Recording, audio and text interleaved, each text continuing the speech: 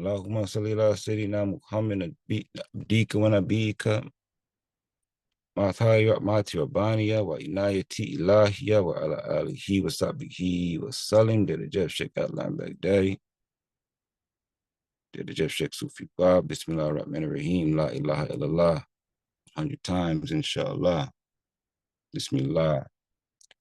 La ilaha illallah, la ilaha illallah, la ilaha illallah, la ilaha illallah, la ilaha illallah, la ilaha illallah, la ilaha illallah, la ilaha illallah, la ilaha illallah, la ilaha illallah, la ilaha illallah, la ilaha illallah, la ilaha illallah.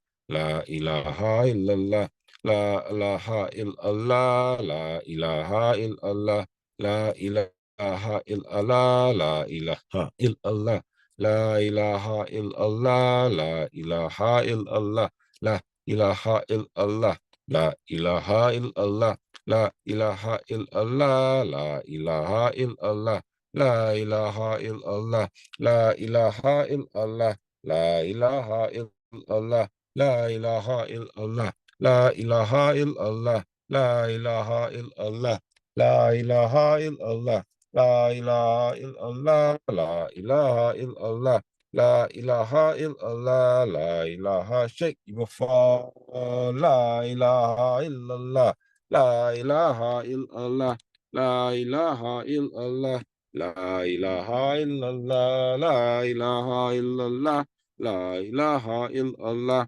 La ilaha illallah, la ilaha illallah, la ilaha illallah, la ilaha illallah, la ilaha illallah, la ilaha illallah, la ilaha illallah, la ilaha illallah, la ilaha illallah, la ilaha illallah, la ilaha illallah, la ilaha illallah, la ilaha illallah, la ilaha illallah. La ilaha illallah, la ilaha illallah, la ilaha illallah, la ilaha illallah, la ilaha illallah, la ilaha illallah, la ilaha illallah, la ilaha illallah, la ilaha illallah, la ilaha illallah, la ilaha illallah, la ilaha illallah, la ilaha illallah, la ilaha illallah, la ilaha illallah, la ilaha illallah.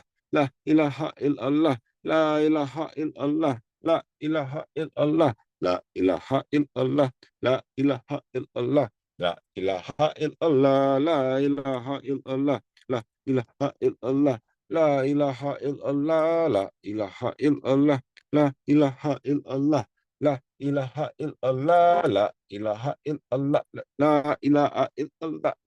ilaha illallah, la ilaha illallah, la ilaha illallah, la ilaha illallah, la ilaha illallah. La ilaha illallah, la ilaha shake before, la ilaha illallah, la ilaha illallah, la ilaha illallah, la ilaha illallah, la ilaha illallah, la ilaha illallah. La ilaha illallah, la ilaha shake before. La ilaha illallah.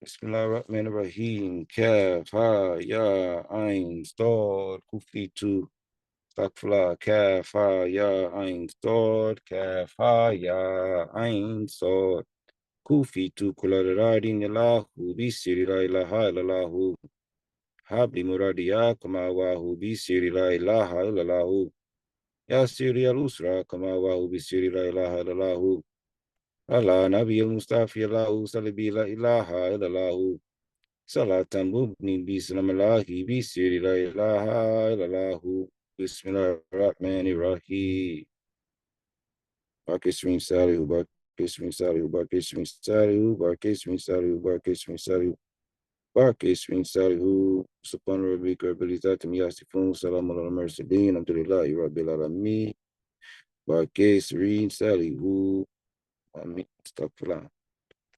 Bismillahirrahmanirrahim. Mosquito, may Allah forgive me for all mistakes. Inshallah. Assalamu alaikum wa rahmatullahi wa nur. Pray everyone is well. The week has been blessed, inshallah. How was everyone this evening, inshallah? Excellent, Alhamdulillah, everything is wonderful. Alhamdulillah, brother Jamal Mubarak, Jamal Kareem.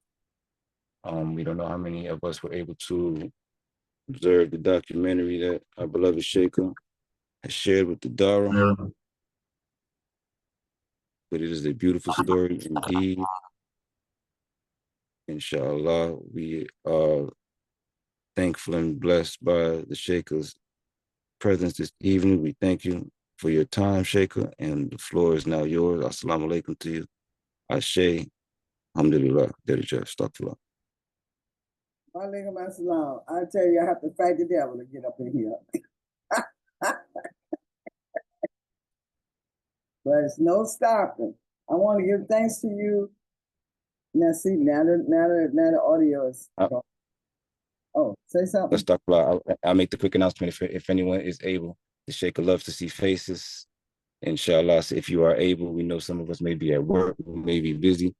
Those of us who are able, please take a time, share a smile with the Sheikah, inshallah. She may see us, our faces, inshallah. Thank you, Sheikah. Astaghfirullah. Good to see you this evening.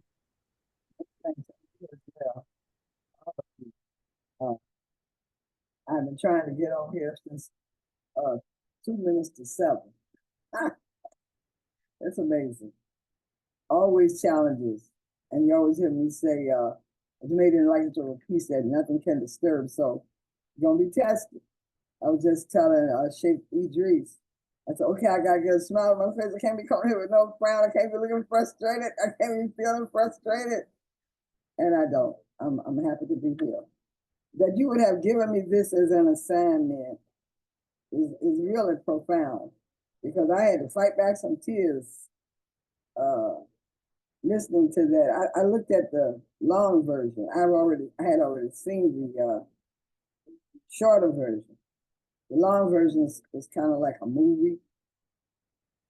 I don't know if any of you got a chance to look at it. Did anyone get a chance to look at it? You can say yay, nay, or one person. I was halfway About the through before video. class started, so I did get the chance to look at some of it. Okay. Just one person. So let's hope that you 3 people. Video unavailable for use. Well, I went to YouTube and there were both videos side by side. So try it again and see what you can find out, and maybe between Sheikh Mustafa and myself, we can send it to you or get you to see it some kind of way. I see why you wanted to talk about this. I think this is crucial. I myself see it as really being important. I was a part of the East for at least 4 years, 3 years of it when I first heard about it. And as an artist and a teacher performer, which we call edutainers, as part of the performers who also taught, or as one of the performers who also taught. When it opened up, when the page opened up, Charles and Myra Hunter, that was the name of my group, my first name of our group. The second name of our group was the Caravan. So Charles and Myra Hunter was the first flight up there, so I was real happy and moved to see that. Tell them, Sheikh Mustafa, why you wanted to share this video with them. Why? What about it made you feel like it was a significant thing for us to do tonight? That's how you won me. Astaghfirullah, Bismillah. Astaghfirullah, Cheikah. I reached out to you to give talk tonight, and you asked me for a particular topic. I didn't have one, so I asked our beloved Sheikh Sufi Ba to give us a topic, and he said asked the Cheikah to speak about building community, inshallah. And I remember you had shared that video a while ago, and I did get a chance to watch it, and it was just so intriguing and inspiring to hear those stories from people whose names we may have never heard before, but they were definitely involved in for lack of better words, a civil rights movement, unbeknownst to maybe many people who were outside of that region of New York at the time. So I think that blueprint that they had during the 70s that you just so happen to be a part of, alhamdulillah, that whole story is just inspiring. So I think that there were elements of that blueprint that we could definitely use today and within the community that we have and we're building within Sheikh Ahmadou Bamba's Darrah, Minal Baki Kadim, under the guidance of Sheikh Sufi Ba. I think we can definitely use those tools and implement that with what we have with our prayers and zikrs and kasadas, inshallah, and come with something great. And it's just even more dope that you have a inside experiential story from that time and place. Astaghfirullah, being wordy. Thanks. I think that in looking at the film part, like I said, I looked at the shorter version of a few months back. But in looking at the film part and the interviews and the things that the people said who had been a part of the structure and the structuring of the East, I think it's something that everyone in the Darrah, everyone in this Darrah who wants to work towards community building, everybody should look at this. And Darrahs throughout the world should look at it, if for no other reason than because of the history involved in it. A lot of times because we don't know what we have done or what have been done by our melanated brothers and sisters around the world. We have this short-sightedness. We have this imagination that things have not been done when a lot has really been done. And in this film, it shows you how it started, and it even talks in the end how the government stepped in and tried to break it up and destroy it. That's one of the things I want to talk about this evening as well. Most people in the Darrah are younger than myself. And I know what it is to be young, enthusiastic, and positive, and what's the word I want to use? Looking forward for the things you're imagining to manifest. One thing that happened when I became a Rastafari was the teaching in Rasta. They don't really teach you. They said things to your mind so that your mind can open up to bring the information or the teaching to you. One word, like you might leave their house or leave the gathering with the people, and the elder would say, the elder would say one word to you that you might not know what it means, but as time goes on, it begin to pour into your mind. Oh, that's what he was saying. And there's a lot going through my mind right now. Oh.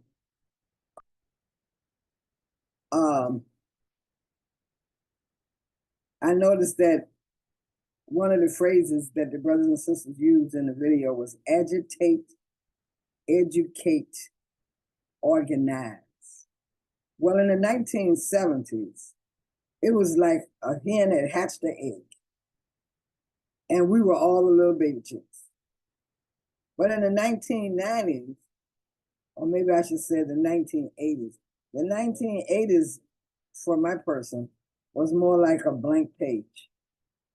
The music did not strike me. I had just come through all this rhythm and all these words that meant so much, unifying words. All of this was a part of the East, because the East, they chose the name the East so that it would encompass us in and everywhere in the world, and would not promote what we call the West. So the East became a balance to the West, of symbolizing life, where the West symbolized death. Now, I've been in a Masonic temple because my uncle used to own one.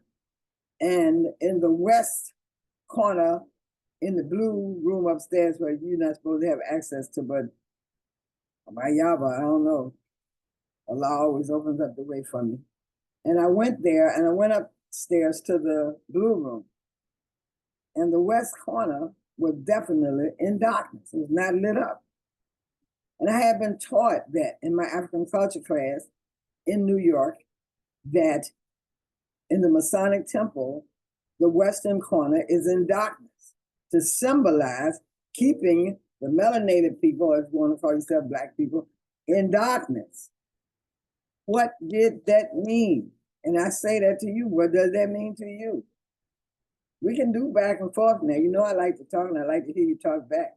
If I tell you the western corner in the Masonic temple was not lit, it was in purity darkness, what does that say to you?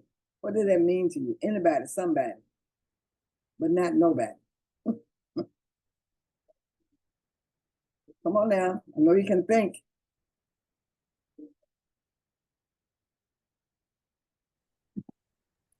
Peace. Please. Uncle Lord. You know that's right. All right.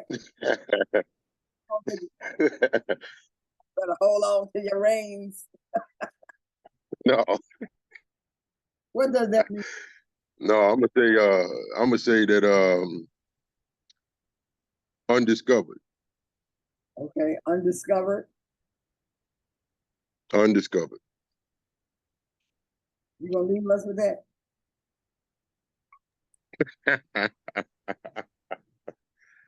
All right. I'm gonna say I forget which side or which corner is for the past master Mm, in the lodge. I forget. I don't remember if it's the east or the west corner. okay. But I say undiscovered because everything has a significance to it. It's not just loving darkness for no reason. That's right. You know what I mean? We can speculate, but I mean, nothing is left in the darkness for a reason. So that's why I say undiscovered. All right. Well, undiscovered, may I add on to the undiscovered also means hidden truth. Correct. Because if it's undiscovered, it's an implication. It implies that there's Right. that are out there that's not being revealed. They're not being Right. so they want us to think. But Right. Brother Lord, that you have been able to do some research to find some things that have been hidden or hidden in plain sight, I would say. Maybe you could put a little light, just a little light on it for us. One of the things for my person, organizations that were formed during the time that our so-called enslaved ancestors were on this planet. Right. Speaking of that, matter of fact, I was just in contact with one of these large had some information. And this organization was started in the 1820s. 1820, okay. Yeah, 1820s. Another of it is because one I did find a guy by the name of Augustus LaForgione Lord, you and both how his information. wanted to stay covered. They wanted to stay undiscovered because you broke up real bad. Like so we couldn't hear you. Well, maybe he'll find his way back in a clearer connection, hopefully. But there's information out there to indicate that many of the so-called slave owners look like you and me. G. He is. Go ahead. Yeah, G. I think I got kicked. But no, one of the guys that I had came across was a guy by the name of Augustus LaFleur, who did a lot of research in what would be considered West. my way of thinking. I'm trying to figure out You can't. what. You might well write this and put it on the screen. I don't know why it's not. It's not. You're talking, but the sound is all chopped up. Let me Okay. see. Okay was clear. But this just, I'm not, but in these situations where we're making an effort to bring truth and reality to the descendants of the Aboriginal people of this land who think that they're not Aboriginal. When we're ever bringing information, it's always something that causes a disconnect. But this is not going to happen. It's just temporary, okay? But when Cheikah, Ayeshe, and Sheikh Mustafa be in my ears, I know that they're strong people. The question is, how strong are you? You have to ask yourself, because there's no point in continuing to try to build communities and build foundations that are strong for communities, only to have somewhere down the line somebody who is either weak or really don't think it's possible interjects these negative vibrations in the form of thoughts, ideas, words, sound, power. That's why I gave you this phrase they started with: agitate, educate, organize. So what is agitating? What is educating? What is organizing? Agitating is like something that's under you and you got to get up and move it because you can't sit still. Agitating, you're walking down the street and it's so hot, you want to go inside and get some air or get a piece of paper and fan yourself or something. You have to do something. When you're agitated, you have to do something. The reason the East worked so well was because the focus was on the children, and the parents were so agitated by what the city, through the Board of Education, was doing to their children that they had to come up with something. They said, we got to do something.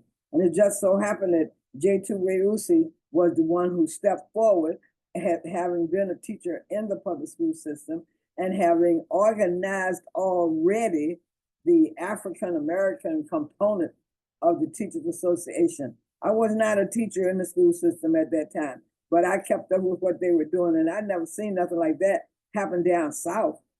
No black teacher down south would have thought to do nothing like that, and if they had, they would have kept it to themselves, because it would have been some cross burning somewhere.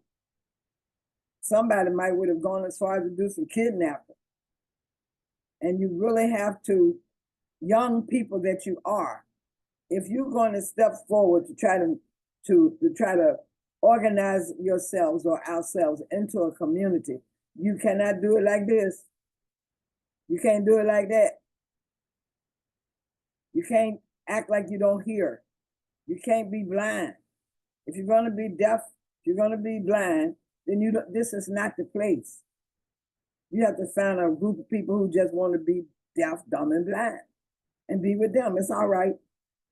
But for the ones who want to be seers, hearers, and doers, then this is the place for you. This is the time for you. We don't just join organizations to say that we are a member. I don't join. I'm not a joiner. And the reason I'm not a joiner is because I am a doer. I don't have time to join. But if I get involved with you, I'm going to be a doer with whatever it is you are about doing, if it is something that's good for the people and good for the community. I'm a true lover of my people. And some people say, well, aren't all the people, aren't we part of all the people? And I'm going to ask you, if a person said that to me, what are you talking about? Who is a people? What is a people? First thing the East considered a people to be is family. Even in Hebrew, the tetragrammaton, which forms the word Yahweh, Yod-He, Wav-He, means the name of God is the family. And how does the family maintain itself or becomes known as the people?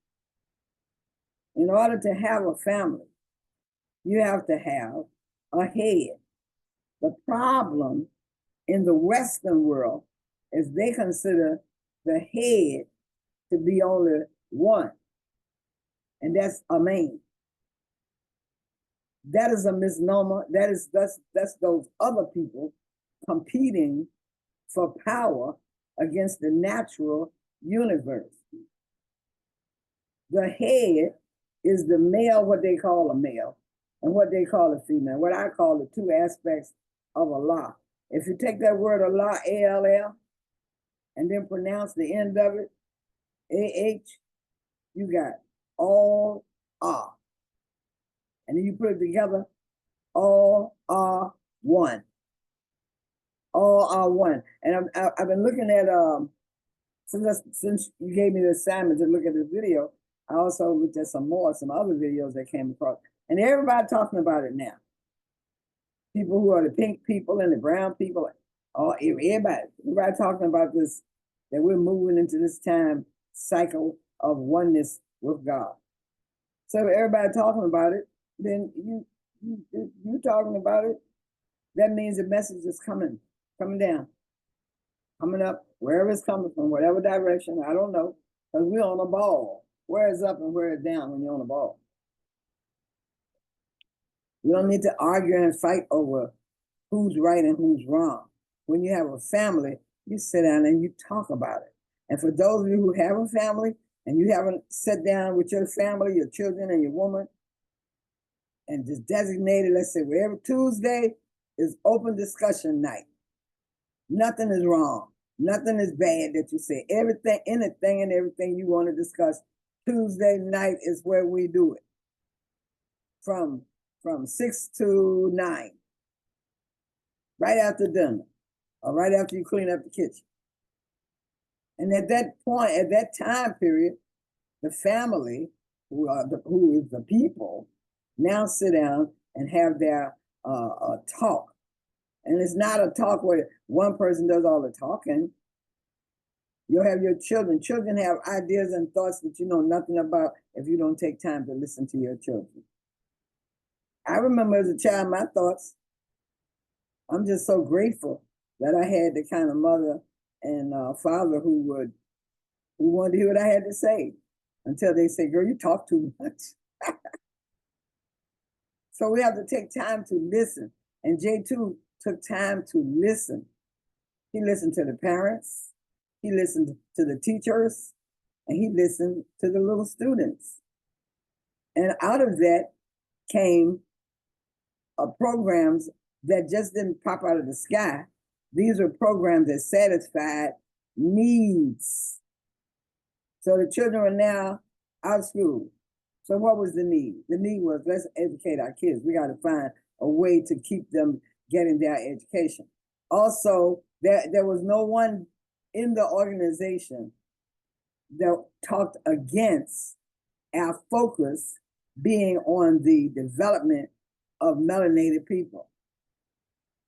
Now, the Jewish people, who were primarily most of the members of the teachers' union in New York, got kind of shaky and nervous. Because we were excluding everybody but black people. Well, nobody jumped down Jews' throats about excluding everybody but a Jew. I don't see no whole bunch of black people running to go to the synagogue. You have to understand the game. Or as Lord was just sharing, you have to understand what's not being revealed. I was sharing something with someone the other day about the problem they have with defining God, what they call God. And the problem, as I see it, is that people already have in their mind their definition, not only their definition of what God is, but how God functions, especially when it comes to tragedies and things that cause people to experience the idea of pain. See, I see how I said things. I didn't say if people experience pain. I said people experience the idea of pain because it's an idea. In the Taoist system, little boy came into his father. He had cut his finger and he was crying. And he said, "My finger hurt. My finger hurt." And the father said, "You sure it's your finger that's hurting?" And the boy looked at his father as if, "What?" And the moment his father said, "Are you sure your finger's hurting?" It's like he paused in the crying. So why did he pause in the crying if it was hurting so bad? So his father calls him to think about something. He said, "You sure it's not in your mind? Is it your mind that's hurting or is it your finger that's hurting?" See, these are little things to think about that we don't entertain. But these little things are little bricks that build up wisdom within our indwelling self. And we have an indwelling intelligence already there. You're not making your heart beat, and you can't stop it either. I mean, unless you get killed or something, but you can't will it to stop. You can make yourself stop breathing only for a little while, because if you wait too long, you're gonna go. The body gonna force you to pull air into its lungs. You know, there are some things you can stop doing, but you can only stop doing it but for so long. Because this body, this flesh thing, operates under its own rules and regulations, on its own set of laws. And then guess what else? Your organs, they operate under their own set of rules. And did you have anything to do with that? Metaphysically, you could say, well, yeah, if Allah is one and we're all representative of Allah on this planet, then yeah. But we don't have to get that deep.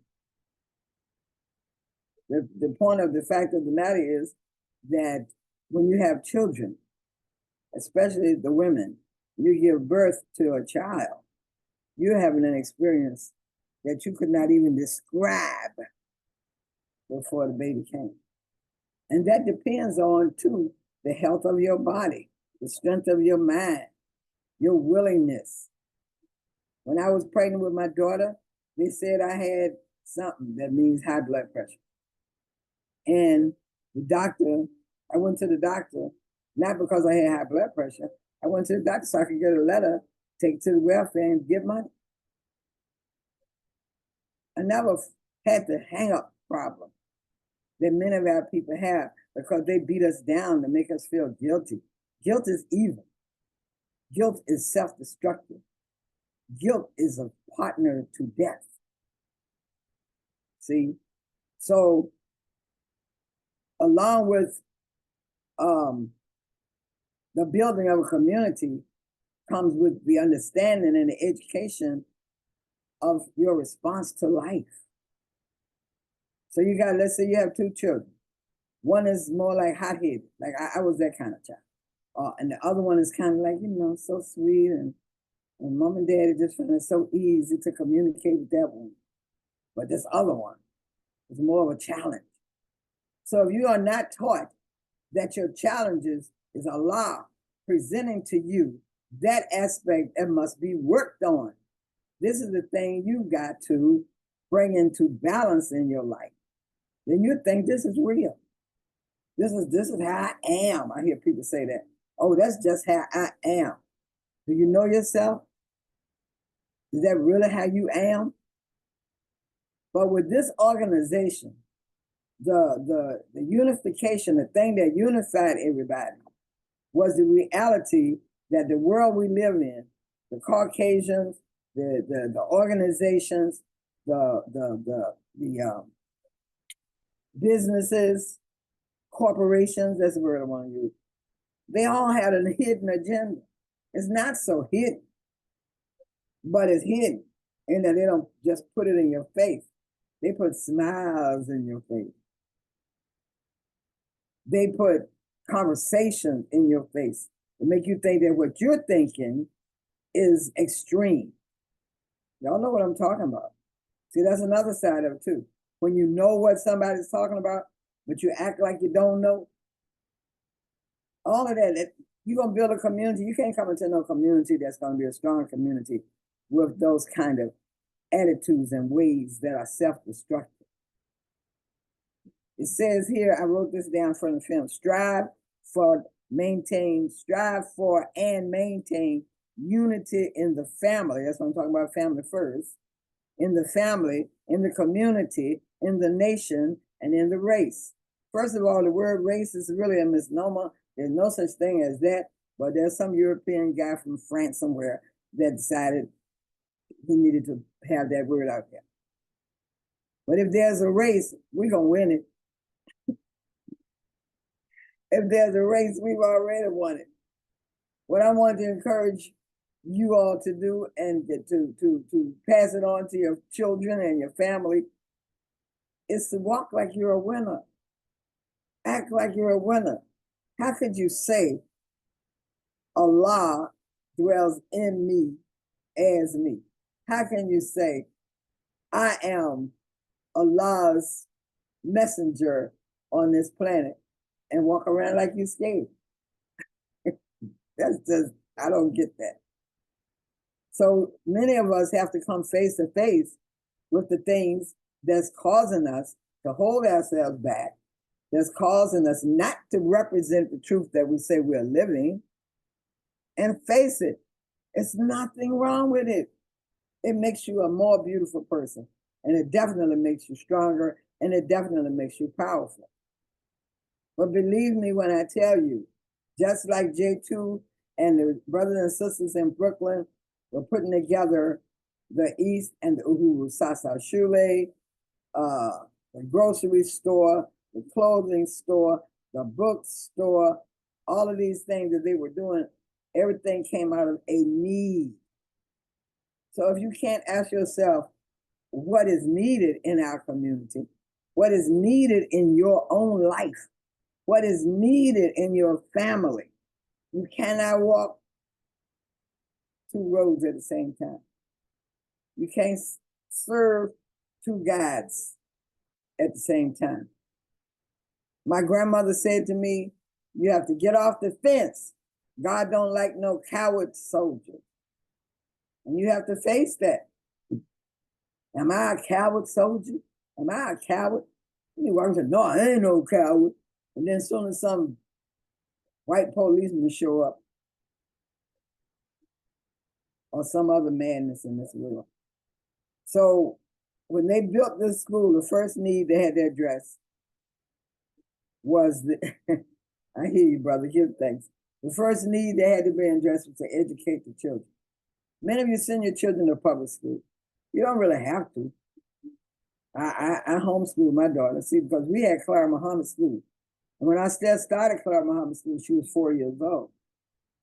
And then the teacher discovered by the end of the year that she was in the first grade, but she was supposed to be in preschool. And I asked her one question: is she getting the work? She said, yeah, she does great. I said, does she get along with the students? She said, yeah. I said, then what would be the point of dropping her back to pre-K because she got enrolled in the first grade, that's what she was supposed to do. Now you can homeschool your children. You can create or form your own homeschoolers association.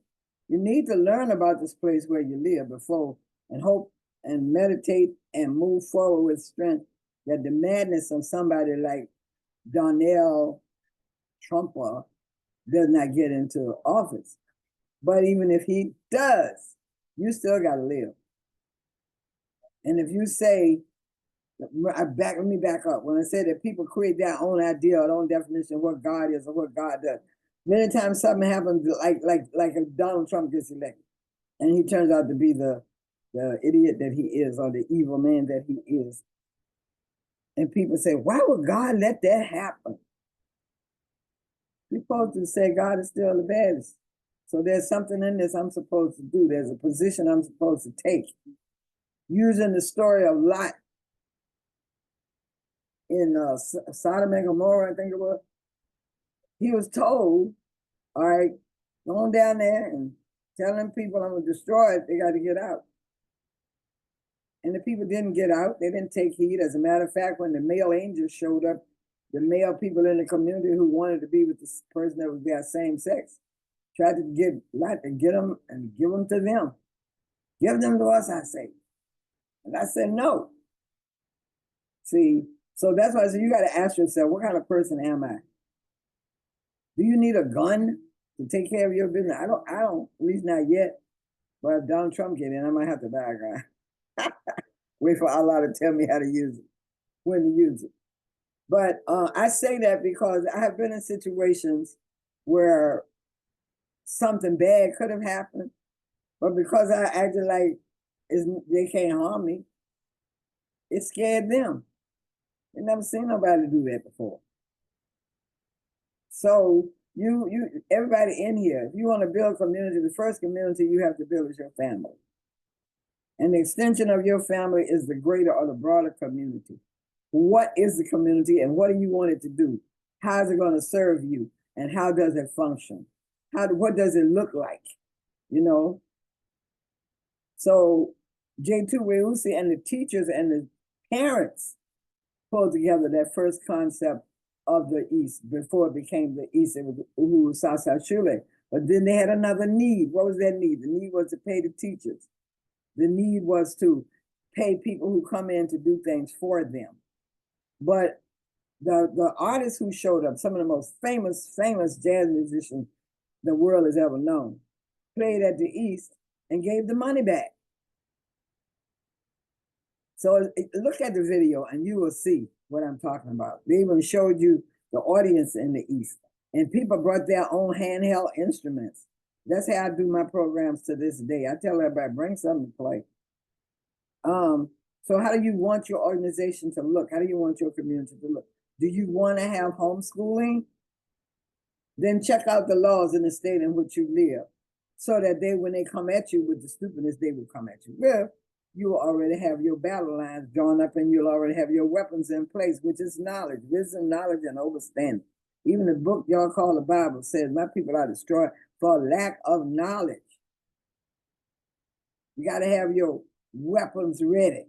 And knowledge is a great weapon, especially against ignorance. So then they needed a place to buy their food. They were all these families together with all these children, and they got to go to the grocery store and buy food and pay all that money. So what happened? The brothers went on a research and found farms in the area. Farms as far south as Pennsylvania, as far west as western side of Virginia. They found farms, and we bought wholesale. We bought in bulk, I should say. So we wanted greens. Everybody put in their order for the amount of pounds of greens they wanted, put it together, the brothers who went to get the greens, and they would buy, let's say, 50 pounds of kale plus. You're always going to get a little extra because somebody might change their mind and say, oh, I want more than this. Then they found out that they were going to the stores to buy certain garments that weren't there, especially during those days, going to the store looking for some African clothes. The only one that had a store at that time was a brother from Jamaica named Brother Nyabingi. Nyabingi had the first African cultural store in the country. So you could go there and buy your African garments, or as the East did, we also had machines, sewing machines. Sisters would bring their sewing machines, have 4 or 5 sewing machines there, use that as an opportunity to teach the children how to sew. Some children were old enough and had the understanding enough that we could teach them how to cut out the patterns without the pattern. See, in Africa, the pattern is created. It's not a paper that you lay on cloth and cut it. So the children made their own clothes along with their parents and along with the teachers. And the men sewed too, everybody sewed. It wasn't a gender thing. Then we needed books. So we went to the Black book publishers, of which there were quite a few. But if you never had a need for Black book publishers, then you got your books from where the white man said get your books from. And I found out years later that in Texas is where the school books are made and sent out to the country in the U.S. What else did they have need for? The grocery store, which we did with the group buying together, the school, the books, the clothing, the garments. Oh, then we found that we had a need for expressing the joy of what we were doing. You know, at the end of the year, you always want to have some type of event.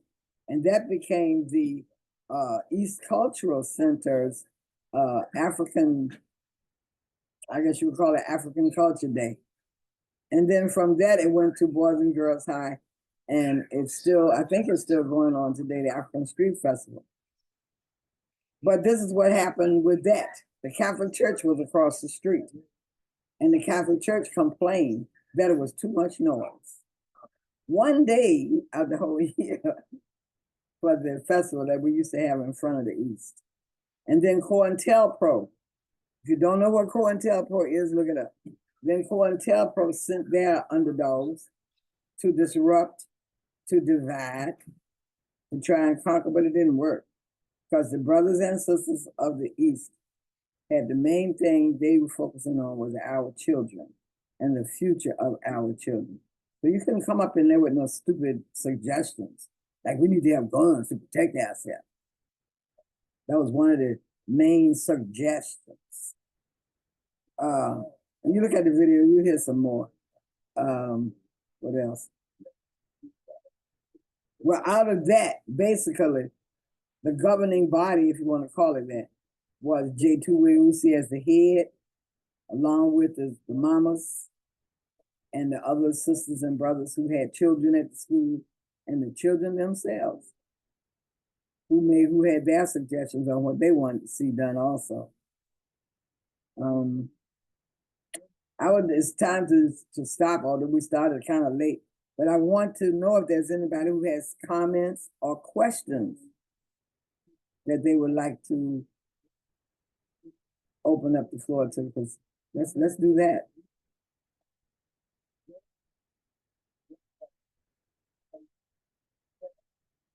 Anyone?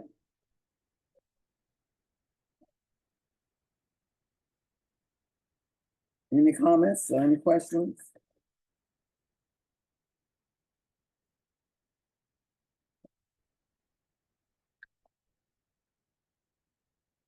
Am I in here by myself? No, you are not. Thank you. Did you have a comment, brother? Astaghfirullah. A question? No, I just honestly, I just wanted to say thank you, and I agree. Not just as the Darrah, but as and just not even just as Muslims, but as people of color, we have seen so many times where we build up, but we don't stay strong and true to what that the essence of the teachings is. That's why a lot of times we get separated and divided. If we really want to make something last and build something up, we have to have a core root essence.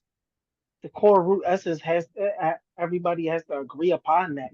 It can't be, hey, you know, oh, I believe this, I believe that.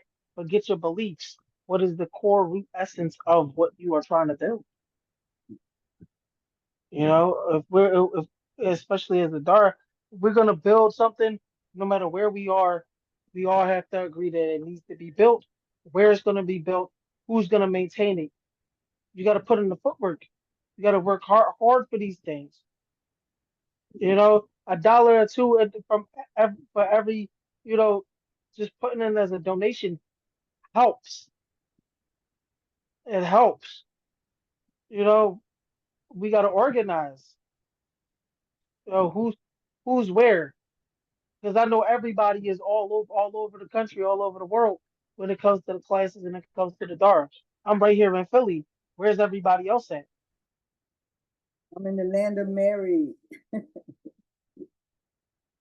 Maryland. We have some in I can Maryland. I will post I can post my city and my state and my phone number right now. And whoever wants to link up, we can link. There you go, brother. I'm on the same thing. I just wanted to add in that, it's most definitely time for us to connect and take all of these things even more serious for what we want to bring into our lives and into our families. Because a lot of people you know, they hiding behind Islam as a pacification for the things that they trying to share within themselves, and then in return, we never truly make the moves that we need to make to truly connect with one another. So I agree. I'm in Baltimore City. I'm in the Maryland, D.C. area. Whoever is in that area, it's most definitely time for everybody to really start taking this serious and at least trying to connect and get together so we can keep those like minds, not just over the frequency of the phone calls, but actually making it tangible, a tangible existence for what we're trying to manifest, inshallah. Well, I'm in the DC, Maryland area. I live in Silver Spring. I think that if you do post it, I would definitely call you. The thing about it is this. Talking about getting together is good. Hold on. What I would like to see as well is your vision.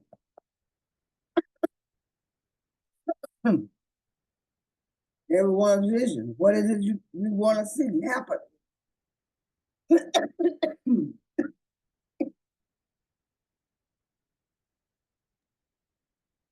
And then we find out what's needed to make it happen and what skills are around to help make it happen. It doesn't take a lot. I would tell everybody the strongest part of the shield, the strongest part of the spear is the smallest part. And that's where the point is. Smallest part, but it creates the most damage. It does the most damage. You know, you can't, Rome, as they said, wasn't built in a day. But we can get started. I think Cheikah, Ayeshe and Sheikh Idris had sent out something one time ago about listing your skills and all this kind of business you can do. The other reality, and this is a reality, the other reality is that people have jobs, people already have commitments in their lives, their present life. People have homes, people have cars, people have bills, people have responsibilities. So you already have to know this is not going to be overnight. It may take a whole year just to get together the parts that right now are in your head. But before you can do it, take it out your head, put it on some paper, and then let's share what we have on that paper and how to make those things on the paper become something concrete.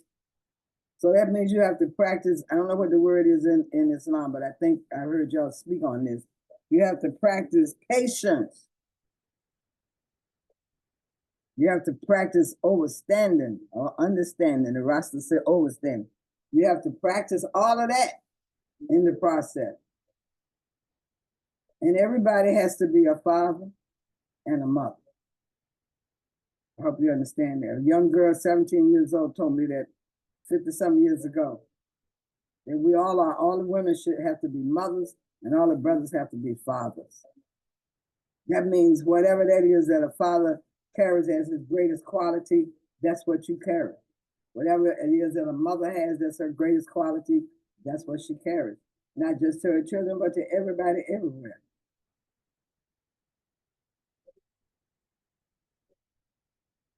Anyone else? Ayeshe?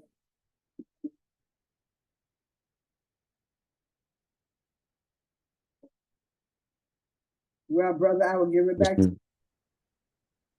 Astaghfirullah, Cheikah. I think Cheikah Ayeshe will turn in a minute, but she's not here at the moment. Yes, definitely agree. I just wanted to say, again, yes, Darrah Jeff as well. I definitely believe that just about everybody in this room it knows at least one or two other Moorish Talibans within their location, and I think that nobody knows their location better than the people who are living in it. Definitely get with Cheikh Ayeshe and Sheikh Idris. We're gonna ask them to repost that document so we can continue to stay connected and just like you said, know that we're building. Inshallah, may Allah give us patience, Ya Sabur. Inshallah. I want this going. Yes, ma'am. that you need to be the point man on this. By that I mean you're like the place where the water flows into. It's something about your heart. I mean, you want this. You really want this. And I think that what you should do from time to time is check with everybody and ask them, did you look at the video? Did you look at it? What did you think about it? Even if it's one-on-one. Because the family thing is the key.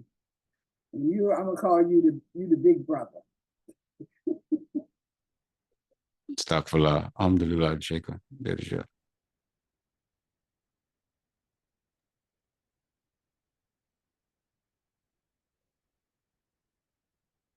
We thank you. We thank all the sheikhs and sheikhas, all the friends and family,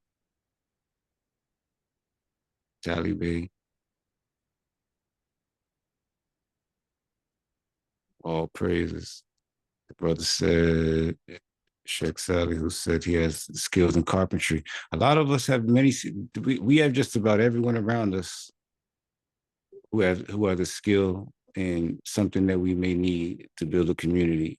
So, alhamdulillah, I think that it was pertinent that you mentioned just the fact of building family, our own house first, inshallah, and then making that an example. Yes. If I believe all of us can agree that Sheikh Sufi Ba is doing a wonderful job guiding us, and he's giving us ample practices, prayers, tools, and things that I think that we can all agree that these kasads are Working.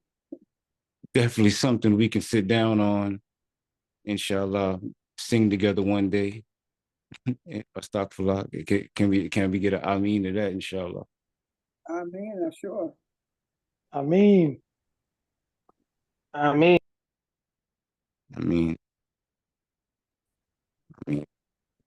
continue to increase our heart, increase our character, purify our intentions, inshallah.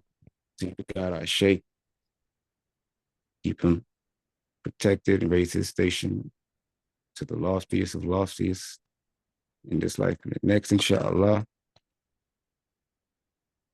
Ya Wadud, Ya Allah, Daraja Sheikh Sufi Ba. If there are no questions or comments, Bismillah.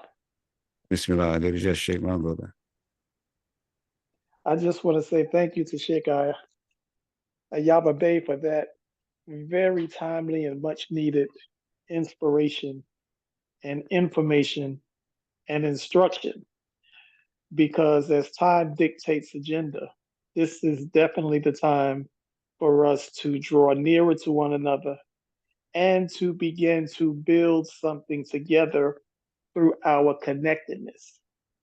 And being connected and finding places where we connect and doing the things that we are gifted with is important now because that's going to serve as very significant building blocks to the structure that we're building.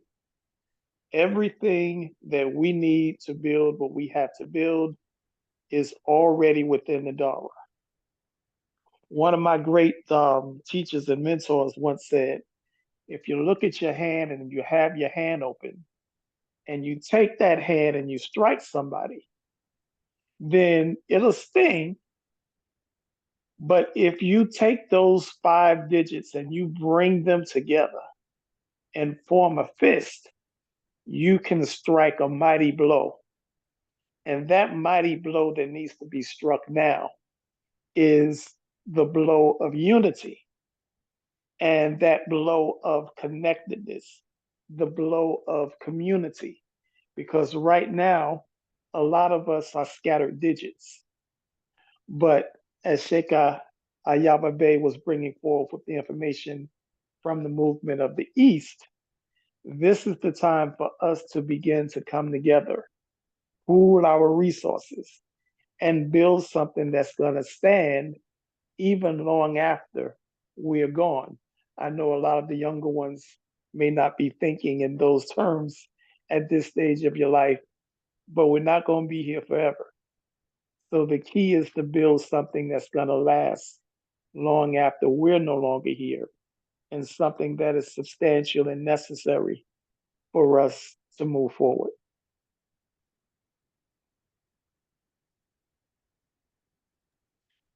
I mean, shit. So I that say that when you write down what you see or what you envision as a community, what your thoughts of what a community looks like. You know we need the education. You know we need foundation. We need builders, but we also need artists and artisans. There's a young man, I just never can think of his name, who sent me a piece of his music. He sent me La ilaha illallah, Lord have mercy. It just runs through my mind all the time. So I want you to also remember that the artist is also an extremely significant part of any community. They may not be able to build a house. You know, you never know until you know. You never know till you know. So let's write it all out, what you see as a community. And remember, in the community we come out of, they had the church got the pastor got the deacons and the deaconesses, got this board and that board, and they got the choir. Not one choir, you got the old people choir, the little kids choir, the teenage choir, and the grown folks choir. You got a bunch of choir. So write that music. Those who have the ability to do that, because the music is the inspiration. Back in the day when our ancestors were digging laying a railroad tie, the thing that got them through it was those rhythmic chants that they did, you know? So just do that out there. Bismillah.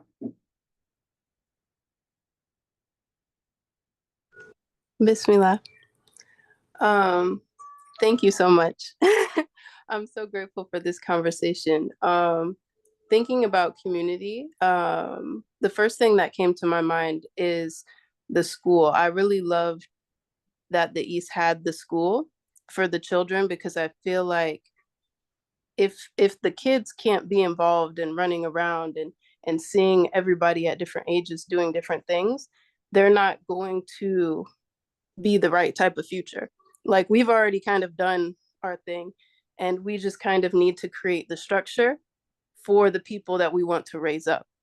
I feel like with all the places I've gone, I haven't really seen kids that are all very like similar and able to be together in that type of space with like-minded parents. And I loved that about the East. And I felt like it was unfortunate that that was lost, but I loved that there was still a school that was created after the East ended that was sort of like a result of one of the best parts of it. And it's so complicated because adults get really like, when it comes to raising children, they have so many different ideas about the way the kids need to be raised and the way they need to be taught. And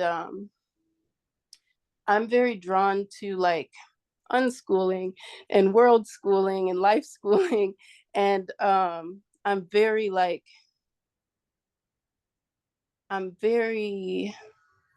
turned away from some of the educational styles, just because I see how different kids are.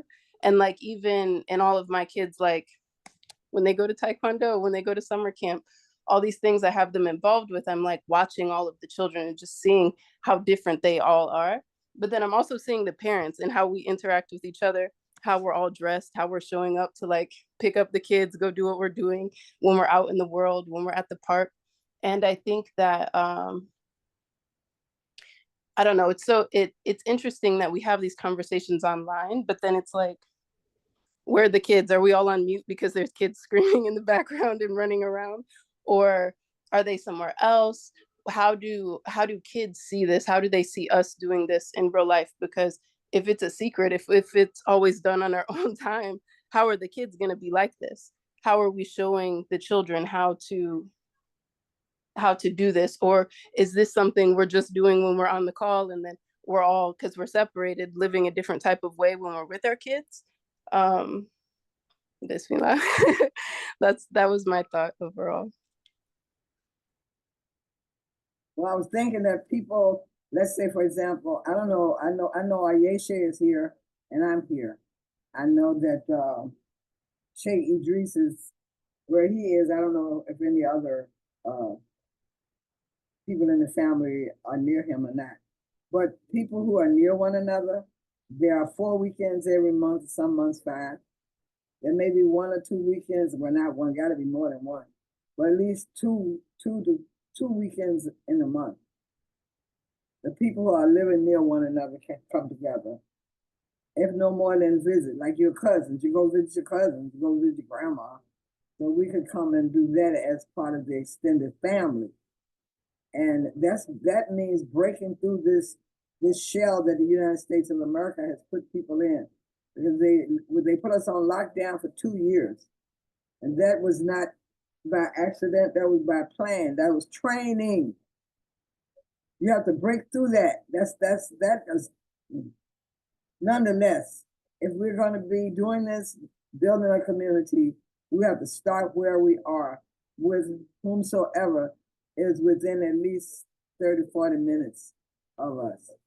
It could be an hour, but 30 or 40 minutes is more likely something you can do. Or you can meet, within 30 minutes of where you live. It's just a thought, but it's just a little something to get started.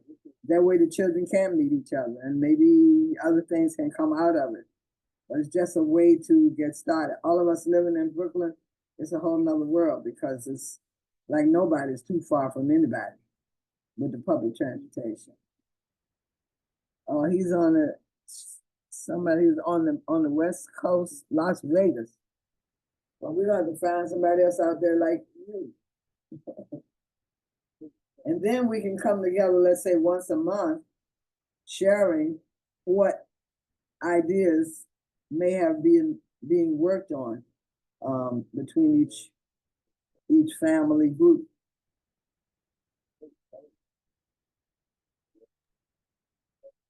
Assalamu alaikum. Like Mama Ayaba Bay. So I'll jump on here. I'm cooking, but I am. Thank you for this conversation. I just wanted to share, and also blessings and assalamu alaikum to the Darrah as well. One of the initiatives that I'm working on here in Atlanta right now, mainly because of multiple conversations I've had with a lot of my female clients, as 80% of my clients are female, but the issue of child care assistance has been really, really big. And not specifically that they can't always find child care, but holistic child care with people who are in your same mindset and frequency, that understand health and cultivating children from a natural, holistic space. And they know that you're going to feed the children good, wholesome foods, and you're going to read with them, and you're not just going to put them in front of an iPad or in front of whatever TV show and just leave them be, that there's actually going to be a holistic, interactive situation going on. So that's a collective effort that me and some other women are working on, and not just, yes, definitely for single mothers, but just for families in general. We're trying to plan to rotate out. Everybody kind of can take a weekend where they may be able to, have somewhere between 4 to 6 kids. And also giving the parents a break, for a few hours, to run errands or go have dinner, go see a movie or something like that. And I think we don't really consider that as much, although there is some places, that do 24-hour care here in Atlanta, but those aren't people you want to leave your children with. So I just wanted to kind of throw that out there. Consider, as well, how you can help, families with childcare and rotating out and knowing that you have your kids with someone or people that are trusted, who are spiritual based and holistic, that's going to cover your children well.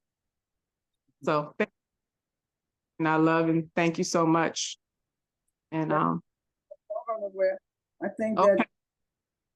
that's definitely something. Let's say, for example, if you're working with that in the Atlanta area, you can let us know how it worked, what steps you all are taking to make it work, and wherever there were stumbling blocks or contention or anything, how you worked it out.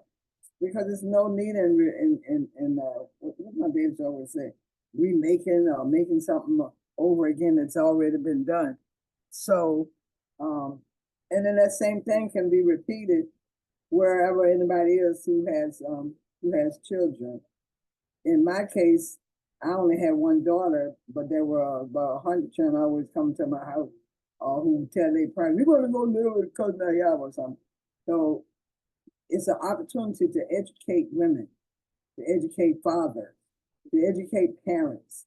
If you're a person who's holistic or you're eating healthy foods and you don't serve, like when I was a teacher, I'd go to the school and open up the drawer, and in the drawer was a whole bottom drawer full of candy.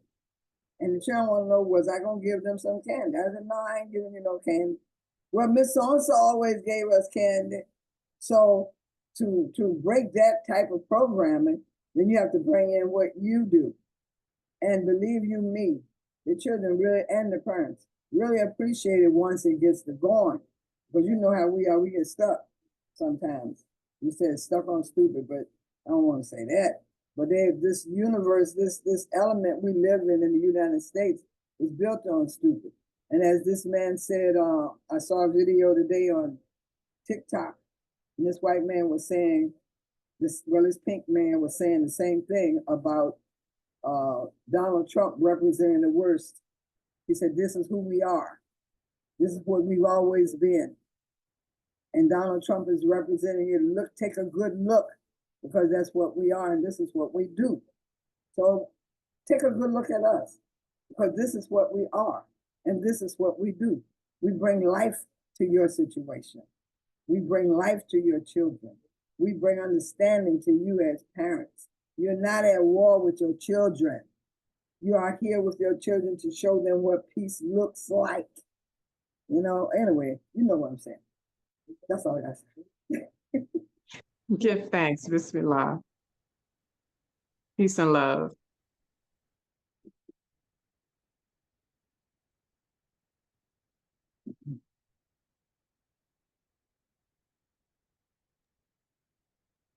Salam. Islam. Assalamu alaikum. Brother Hugo. Travel as well if needed, and also based in New Jersey, Philadelphia area. Have a few projects going on right now as well. So yeah, if anybody interested in pursuing this conversation, it'd be great. So.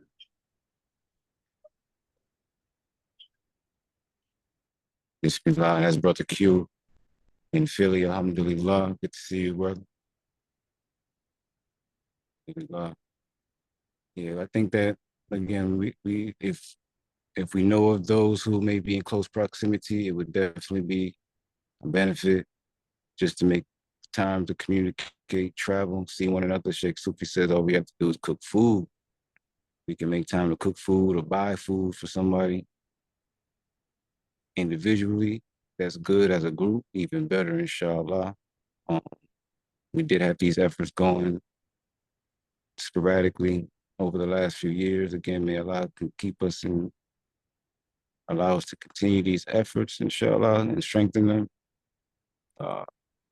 Most definitely, we have a beautiful Darrah family growing. Those that have been here for a while, those that are new, all praises. Alhamdulillah, may Allah continue to grow us all together, inshallah. Allah keep us safe. And safe from ourselves, most of all, inshallah. Here in Silver Spring, Maryland, so contact me. You're right. Sheikh, my brother, please, can you share that link or document in the group when we get a chance, inshallah, Yes, sir. just to look at, and we can just review again. Yes, Okay. Sheikh, will do.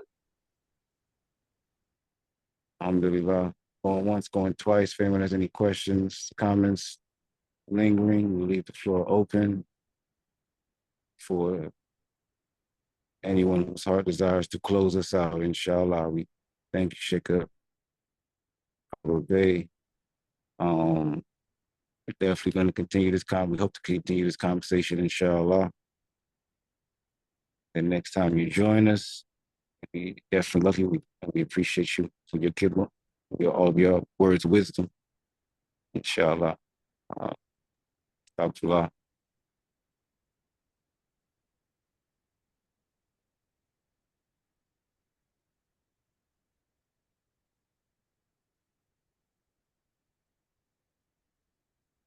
Sheikh Ayaba, could you just give us a closing dua prayer, inshallah? And close us out? Sheikh Sufi-Ba, I don't speak any Arabic. Yeah, no, all praises. Just the prayers from a mother, they say, don't never go unnoticed. So I think, alhamdulillah, I think your any words you give us will suffice, inshallah. All praises be to Allah, the most magnificent, the most merciful, the one that gave us life, the one that continues to nourish our life. May all of our minds be blessed with clarity, with all of our hearts be blessed with unselfishness, with all of our spirit and all of our energy be blessed with fearlessness. May everyone on this call extend it out to every line and every heart and every mind and every spirit that they touch. Continue to be a farmer. May we be agriculturalists. The first culture was agriculture.